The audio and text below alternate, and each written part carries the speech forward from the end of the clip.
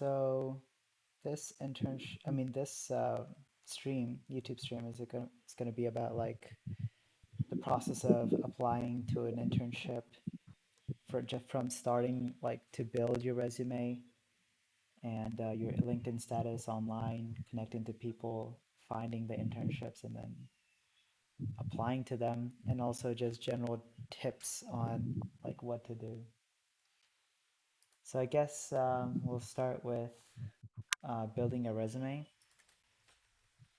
And I think Uh, the best like resource on YouTube is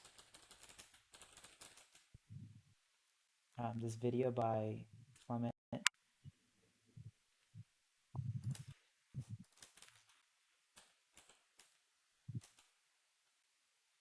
Yeah, so this video is hella good.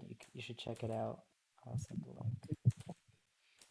yeah, But basically, I mean, instead of just reading what he says in the video, you should just watch it because he gives a very in-depth analysis of like this one template that he uses. And templates in resumes are very important because you can either have templates that are very like colory or bold and stuff, but generally if you're yeah, applying to like software development jobs or any sort of tech job, you want something very simple that's like just black and white. And most people just generally like simple templates. So it's a very simple template. I mean, you see the name capital up in the top, followed by personal links. He has his GitHub and his website and LinkedIn. And then on the left-hand side, education, skills, and work experience. And so this resume is like a dual columned resume. There's also single columned. I prefer this style better because in skills and stuff, you could put down your like development language, other skills that you technically use. But I guess this resume template is more built for someone applying for an SWE job. yeah, And on the right hand side, you have like projects or and other related information. You could also include, I guess, if you're going into research and you're not very technical, you could include like research projects and published papers and stuff like that, in addition to like technical projects. This this resume is built using latex. I think he has a template here. So yeah, if you go onto Overleaf, which is a latex editor, you could open as template, or you could also download PDF and try to edit it using Google Drive or something. yeah. But yeah, you could edit So it this, in this editor. yeah, So I guess that pretty much covers building a resume. Do you have any like questions? You could also download PDF. no, So you generally know how no to like questions. build a resume now. Yeah, I will in general. Do I have to put? Never mind. I mean, Hmm. can I Okay, put all the programming languages I know, even though I haven't made a like a resume worthy project yet? that's a good No. question. I mean, it really depends because whatever you put on your resume is something that can be tested during an interview. So, for example, if you put, I don't know, some random language that you're not very comfortable writing programs in, and suppose Yeah. like you're sitting at the interview and the recruiter's like, okay, write the implementation for this algorithm in this programming language. You can't be like, Yeah. oh, I don't know how to do it. You gotta like know how to do it enough. Yeah. Like, I know.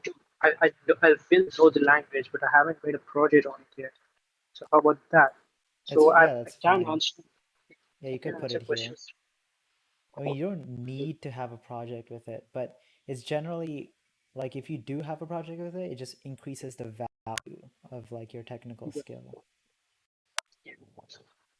Yeah, and sometimes like under technical projects, like this category over here, they list Mm, which languages they used while building the project. So Mm, over yeah, here, built with vanilla JS, so that increases like his to the recruiter at least it increases like the perception that he is very well um, adverse with JS. yeah. He has So, another JavaScript application. Yeah. mm, So even you could what you could do is when you get to the level where you're applying to different roles, let's say you're applying to mm, SWE, but you're also applying to data analytics or DevOps, you could actually mm, create multiple templates of your resume, which yeah, is like geared towards a specific mm, stream yeah. or That's a good one. specific Yeah, role. Yeah. yeah. So So if you're keeping going to a like a, mhm. yeah, go ahead. Yeah, like switching stuff up. Like if you're going into front end, for example, you would want more JS projects up here. When you're doing back Mm, end, maybe more like C or Python yeah, or Java. Yeah. Just small things like that. It increases like chances of getting accepted. mm, I guess next is just building LinkedIn. It's not very important, but I would say it's a very easy way to get additional information if you're a recruiter, other than just the mm, resume. Let's say you've streamlined one applicant, but you don't know you're on the edge of picking him or not picking him. What they would do is go through these links at the top, go through your GitHub or your website or your LinkedIn, and check out mm, what you have to display. And so on LinkedIn, mm, you could just, it's like an extended portfolio, almost like a resume, but totally extended. You'll have all of your projects experiences listed here instead of a select yeah, few that goes on the resume. So mm, building up your LinkedIn and putting stuff up here is very important, and also being like an active contributor. That's good too, because mm, it eventually increases your mm, viewership, which increases your chance of connecting to more people. And the more connected you are, the better, because I don't know, just get more yeah, connections and eventually it could lead you to a job opening. So, yeah, yeah, mm, yep. So it's an extended resume. And if you're new to LinkedIn, they usually have like the some tab up here that says finish your resume or something. And you could just go through yeah, that and fill out all the stuff. Yeah, they have this stuff. There's something called profile strength, and you can like um, add whatever you need to add to make it better. yeah.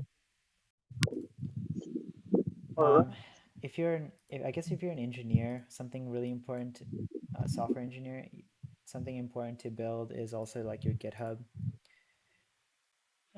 You don't Yeah, necessarily have to contribute to open source, but putting your projects that you do, your technical projects, if you have any, on GitHub is a very good way to display your work to mm, possible yeah, recruiters. And also mm, keeping good documentation on these projects is also very appealing. It can't just be like a project that has like just code in it and it's very hard to understand. mm. And your So, activity on GitHub is also very good for, I guess, recruiters to visualize. Also, having something yeah, like a full-on website would be cool, especially if you're going into like web dev. They could look at what mm, components you use and how the website, how interactive the website is and stuff, mm, yeah, like how the back end is. And like my website is pretty shitty. I mean, it loads in very slowly and it's it got looks very good. basic components. Yeah, but my whole idea is that I'm not working towards web dev. I'm working towards more research areas. It's just a nice way to just display stuff. Mm, And LinkedIn, we went over that. And also, what you could additionally do is build up um, these programming websites like LeetCode or HackerRank. mm, And HackerRank, you could put the link, but I wouldn't recommend you to put the HackerRank link into the resume. I would suggest you put it on something. like LinkedIn or even your personal website. But Yeah. yeah, if you log in and you could display your badges, that would be cool for people to see. They can also get an understanding Mm, of like your proficiency in like certain languages. But mm, I doubt recruiters would go through this. It's just more for like personal gains. yeah. Yep. I've heard that here in Bangalore, if you just look at your hacker rank or hacker profile also. Mm. Yeah, I So mean, it's it's just going to be, a good way to mm, like put something on paper. yeah. Um, okay, next up, technical projects. I guess that's the most important part, especially if you're like a fresher or you're applying for college. That and education is what's going to be looked at mostly because they usually assume that if you're being hired for the first time, you don't have a lot of work experience. So building Mm, yeah. projects and publishing it on GitHub is very important. Mm, Yeah. Okay. Assuming we have projects done, what's next? Okay, let's say we have our resume done. We have projects, we have research papers and whatever, and we're looking for, let's first do a technical job. What we could do is yeah. just Google search. Let's just take front end development for example.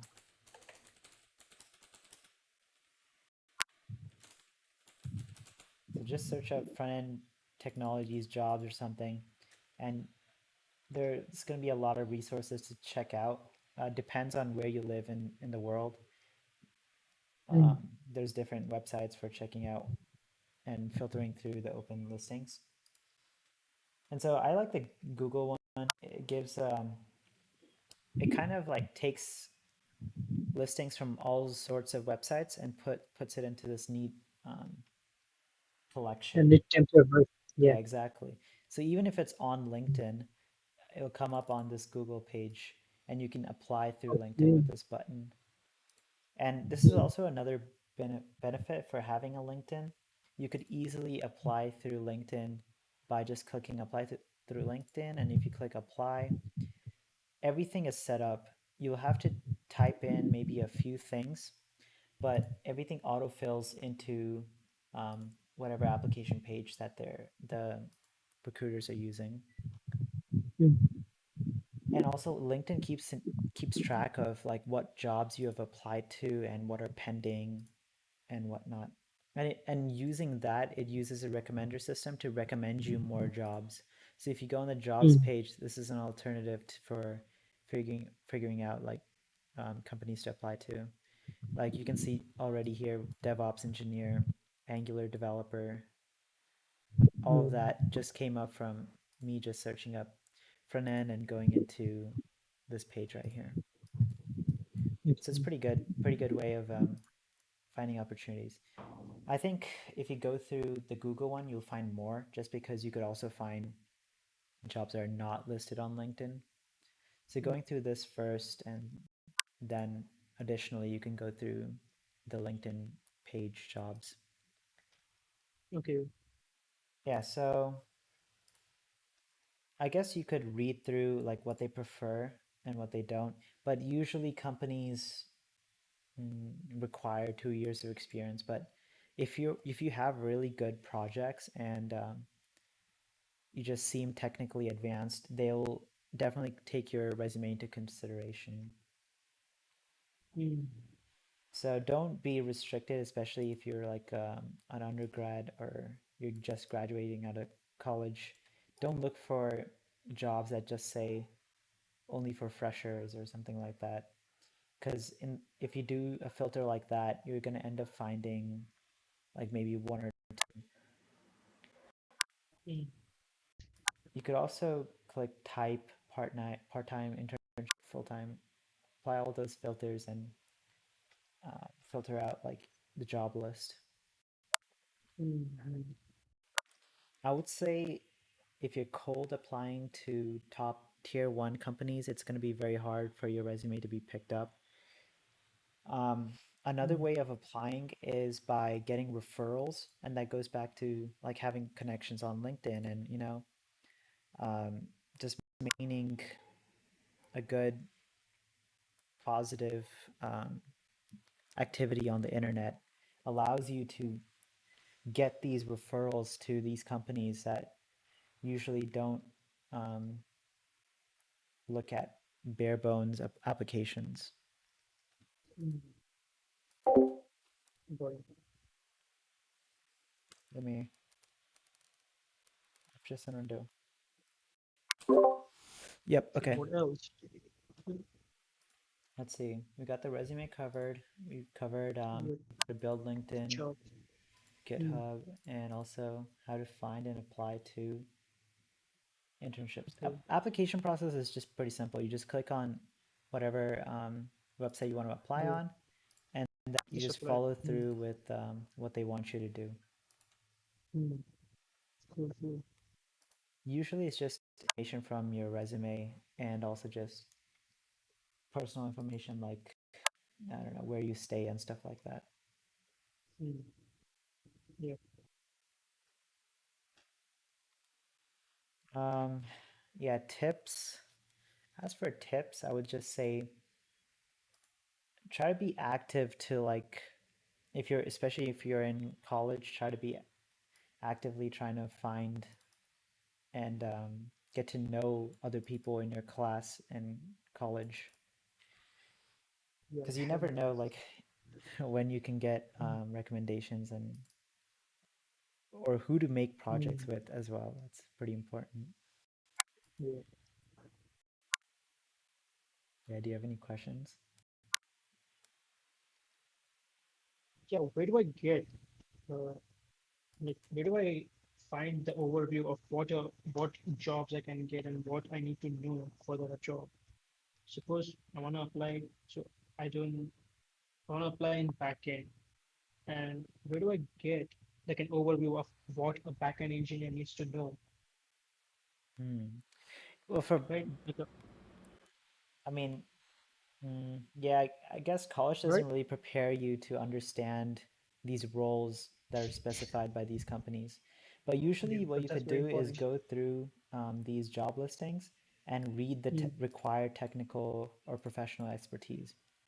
And just working through their lists will eventually get you to build a better resume, to build projects that are more relevant in this role. And mm, in the future, when you're applying, you'll meet most of the technical requirements. And yeah, yeah, so if you start this as your guideline, that would be good. But different companies have different technologies as well. That's important to keep in mind. mm. There's also this resource, which is pretty good. It's like this road Uh, for DevOps. They also have different roadmaps. They have one for backend, React, yeah, front end stuff. roadmaps. Yeah. Yeah. Mm, So going through this and picking up all of these skills eventually will yeah. allow you to check off like all of the required technical um, skills for a certain job. Okay. Yeah, this is a pretty good one. It's called roadmap.sh.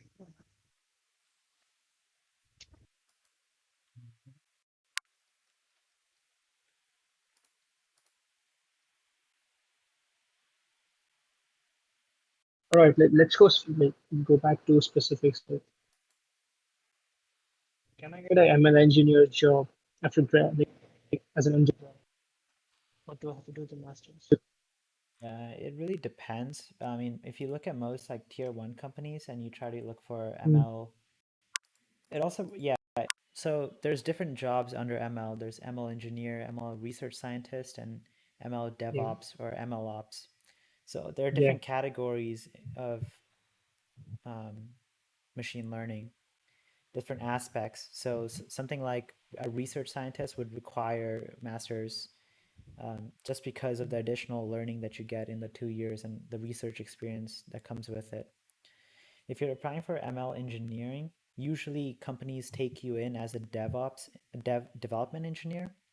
So it would be Hmm. something like an SWE job, but then you could push your domain towards ML and then work on ML based applications like that. But usually, if you want to do something like that, you would apply for SWE, and then when you get the job, you could specify like, okay, this is the team that I would want to work with, especially if it's like a tier Okay. one company like Amazon or Google. They definitely have a bunch of um, ML jobs. So if you search Hmm. just ML engineering jobs, you're not going to find a lot unless you're mostly going to find new startup companies. But these tier Hmm. one companies are just going to have ML embedded into SWE for some of them. And then Okay. finally, we get into DevOps, I mean ML ops, but this ML is ops. more of a technical role for a senior level engineer. They expect you to have some experience with just um, building ML applications, and then you can go into the DevOps aspect of it. So for ML op, I need some experience, right? What? For ML ops, I Yeah, I should like I need experience as a SWE at least a couple of years yeah, it's to go into the ML recommended. ops, right? Yeah, it's Mm, recommended. yeah. Okay.